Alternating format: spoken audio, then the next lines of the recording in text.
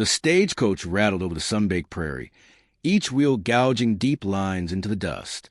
The horizon bled amber and violet as the day surrendered to dusk, and inside the rattling carriage, she clutched her suitcase with trembling fingers, the leather worn and scuffed from long travel. Ahead, the ranch rose on the plains like a dark sentinel, its timbered walls heavy with shadow, its roof sagging under years of wind and sun.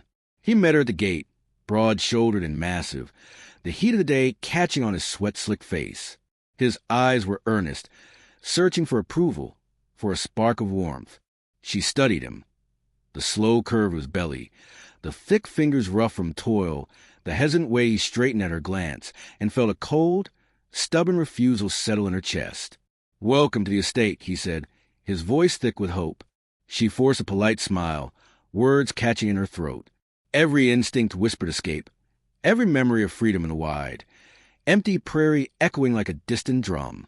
The interior of the house smelled of aged wood and the faint tang of horses that lingered too long near the kitchen door. He offered her a seat by the fire, and she sank into the chair, fingers brushing the worn arms. Sparks leapt from the hearth, flaring against the dark corners of the room, illuminating the lines of his face. He tried conversation, clumsy questions about her journey, her life, but the syllables fell hollow in the tense space between them. She considered the life she could have here, his quiet affection, the safety of the land, the steady rhythm of ranch work, but her heart recoiled. It was not cruelty that fueled her decision, only a raw, undeniable truth. Desire could not be feigned, not for him, not for herself. Finally, she spoke, soft but certain. "I cannot stay," she said. His shoulders slumped imperceptibly, a shadow crossing the warm firelight. The silence that followed was thick, broken only by the patter of rain beginning against a window. Each drop a quiet herald of storms to come. As she gathered her suitcase, the rancher watched, restrained, the flicker of hope dimming.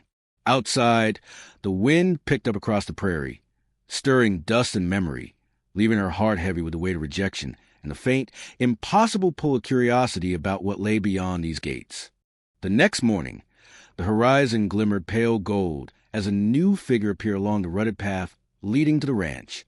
Dust clung to her boots and skirt, but her posture was steady, purposeful, as if she carried the weight of a promise no storm could bend. The stagecoach had delivered her not for herself, but for the sister who had fled, leaving the rancher with a cold welcome the day before.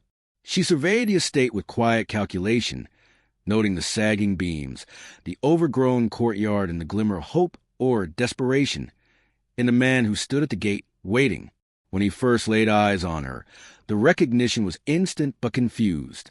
The resemblance was uncanny, yet there was a difference, an ease in her stance, a warmth in her gaze that softened the harsh edges of his surprise.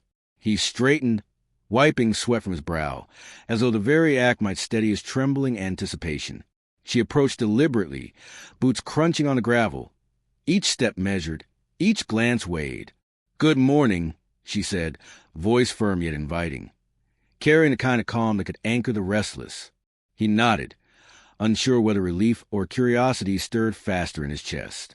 Conversation began cautiously, words filling spaces once thick with tension.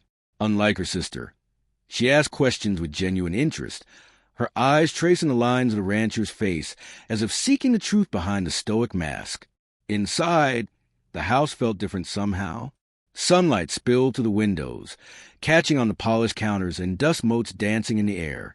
She noted the signs of labor, the patched floorboards, the smudge of soot on the hearth, the quiet order beneath apparent chaos.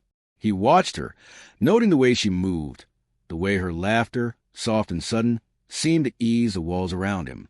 As the day wore on, the sky darkened with the first rumblings of an approaching storm. Lightning flashed across distant ridges, illuminating the expanse of prairie that stretched beyond the estate. She felt the weight of responsibility settling on her shoulders, not as obligation, but as choice. The rancher's admiration grew, tentative but undeniable. Each shared glance and conversation a quiet admission of trust. By nightfall, firelight flickered across the room, casting long shadows that danced against the walls.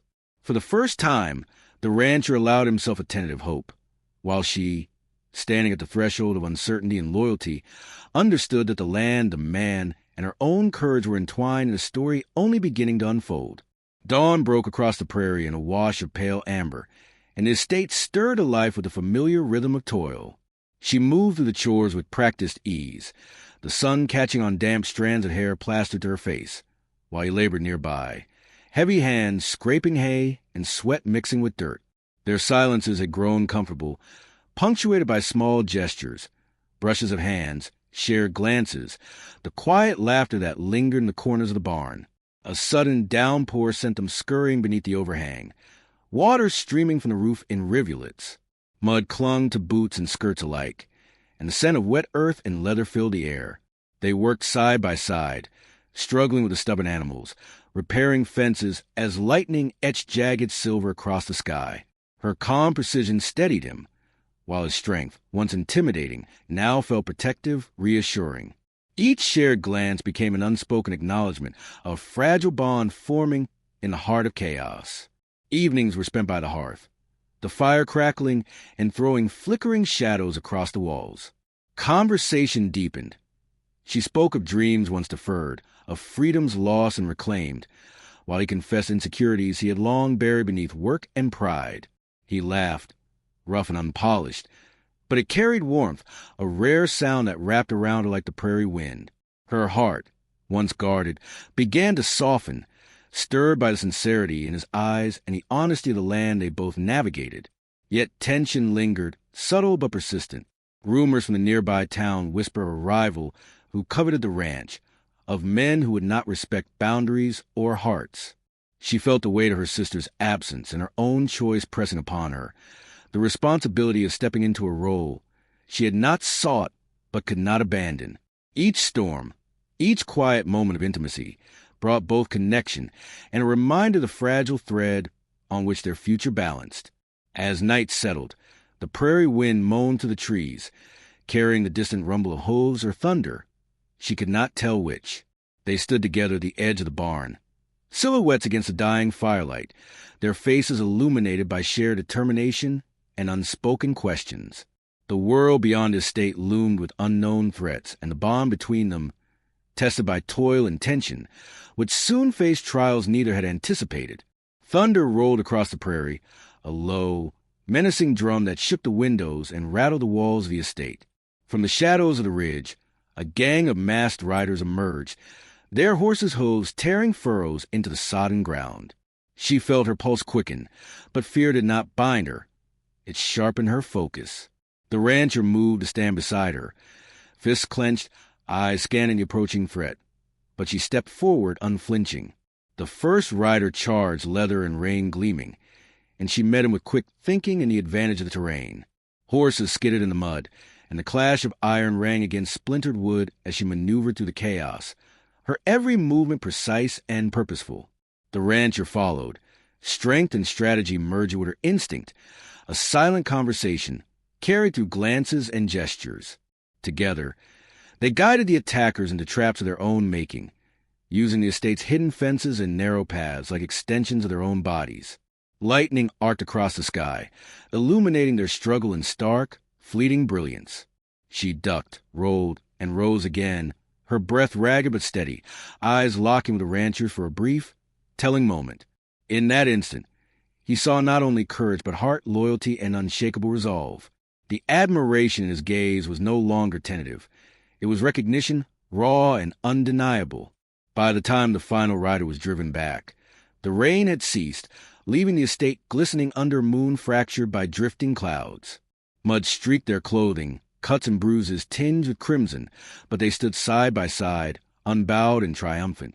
The prairie stretched wide and empty beyond them, a canvas of calm after the storm, as if the land itself exhaled relief. They returned inside.